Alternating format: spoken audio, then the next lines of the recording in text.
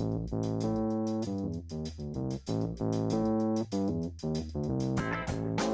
a Fireside Chat, y'all. Welcome back to another Fireside Chat, where we bring casual technology conversations to you. With us, I've got Ryan Alabrando, Service Manager at Looking Point, and we're talking managed services. Thanks for being with us. Thanks, Sean. It's nice to be here. Yeah, awesome. So, first question around managed service. If I'm a customer, why would I consider managed service in the first place? Well, let's say it like this.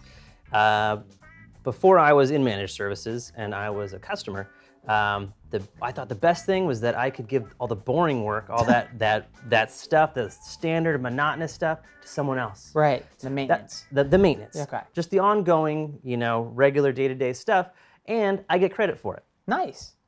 So what are some of the successes you've seen, as we've been managing customer environments, what are some of the successes we've seen?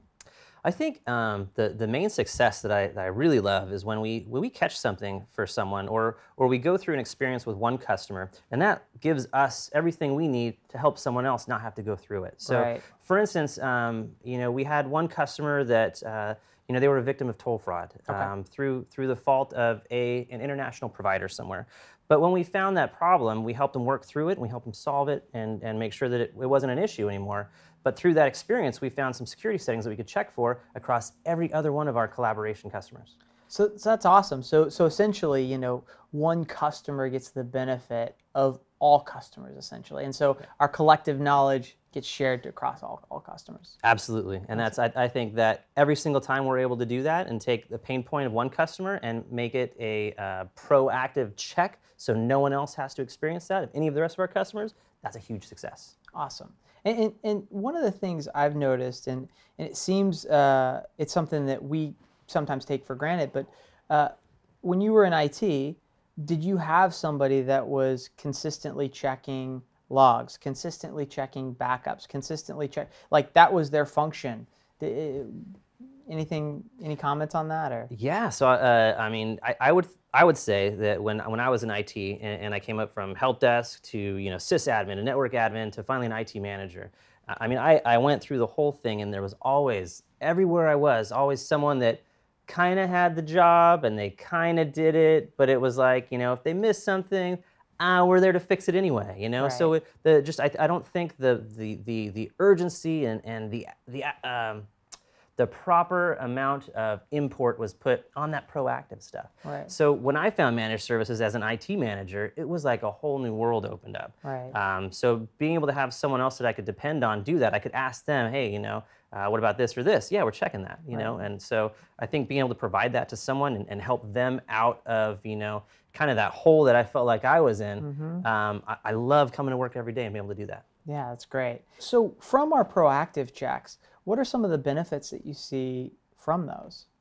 Well, I think the first huge one is really that we have less reactive requests, because the proactive tasks really catch stuff before they're an issue. What kind of relationship can a new customer expect to have with us, with a managed service provider, for instance?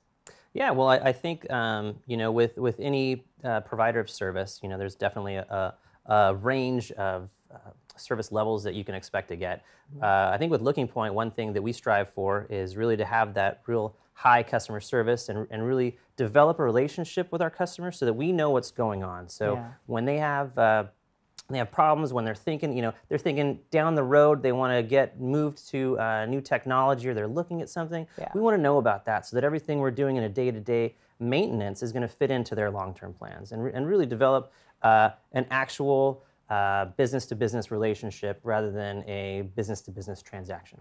Right, that's great, because I feel like we really want to create the bond of we're an extension of their IT team, and so we're part of their IT team, and I think that creates the best synergy. Absolutely, I love it when we feel and our customer feels at the same time it's a mutually beneficial relationship, and it is a true extension. They feel that they can hand us tasks just like they would hand one of their employees on their team. Right, awesome. From an onboarding perspective, what are some of the things a customer could expect as they come on to a new managed service provider or a new managed service? Well, I think really what customers can expect onboarding is a really pretty straightforward process. At a high level, there's 3 steps really. One is information gathering. 2 is really just validating and verifying access to the covered devices. And 3 is just getting the monitoring going. Really, the majority of all the work is on Looking Point to do. We just need a new customer to provide us with some information to get us started and get us into the environment. So as a customer and I'm evaluating managed service providers, what would be some of the things you would look for in a managed service provider? That's a great question. I think really 4 main things. One would be a clear onboarding process. You want someone that can explain it to you and say, here's how we're going to do it, and you're good to go. 2 would be really a good proactive process that's going to help catch stuff so that you're not calling to react. And really, I think the way we really do that is not only do we have a clear process on what we do proactively, but we've automated a lot of it. So it's we have tools that kind of help us make sure that we catch all the little stuff. So, and 3 would be really you want to have a good escalation process. So, not everyone knows everything. So you want to make sure that your managed service provider can escalate properly and really in a timely manner. Make sure that you're not spinning your wheels on something, but you get it to the right people, including a vendor if it's for some kind of equipment support. Awesome. And lastly, the 4th one would be really just a good best practice review. Like, one thing, like I was saying, when the successes that we have, when we learn from one customer and we can spread it across the rest, well, that's what we like to tie into our best practice reviews. And we like to say, we're going to check your environment for all this stuff that we've learned, over the last few months or whatever, and let's apply it to your environment. Make sure that you're not going to get caught with something that we've seen out there in the wild. And that's huge value to a customer. I mean, there's no way a customer could replicate that best practice. I mean, they can't know about issues that they don't know about. And so we're bringing that value to them. And I think that's exactly what a customer should be looking for in a managed service provider. Yeah, I have had experiences working for other consulting firms and for corporations, and it is definitely when you're in a corporate environment, you have one network to support. You may know that network inside and out, but you don't get that experience that you have in a consulting environment where you see different customers with just slightly different environments. That might be all that it takes to find something that you're not going to see in another one until it happens. Yeah, awesome. Well, great. One of the things around managed services that I think is great for our customers is we talked a little bit about the value that it brings to the organization, peace of mind, that kind of thing.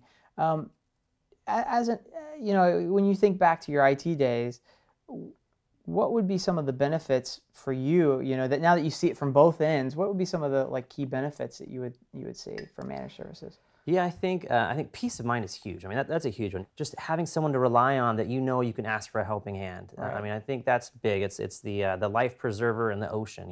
Nice. I have help if I need it. Yeah. Along with really 24/7 monitoring. I mean, that's something that you don't have to wake your guys up unless it's absolutely necessary. We'll do the waking up. Awesome. Well, thanks for coming out. Thanks for joining us today. Yeah, it was my pleasure. I loved it. Thank you. Awesome. So with that, managed services, it's really a couple things: onboarding process, proactive process, best practice reviews, good monitoring.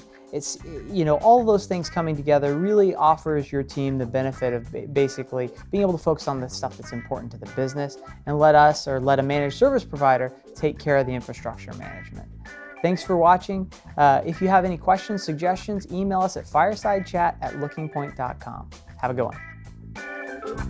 It's a fireside chat, y'all.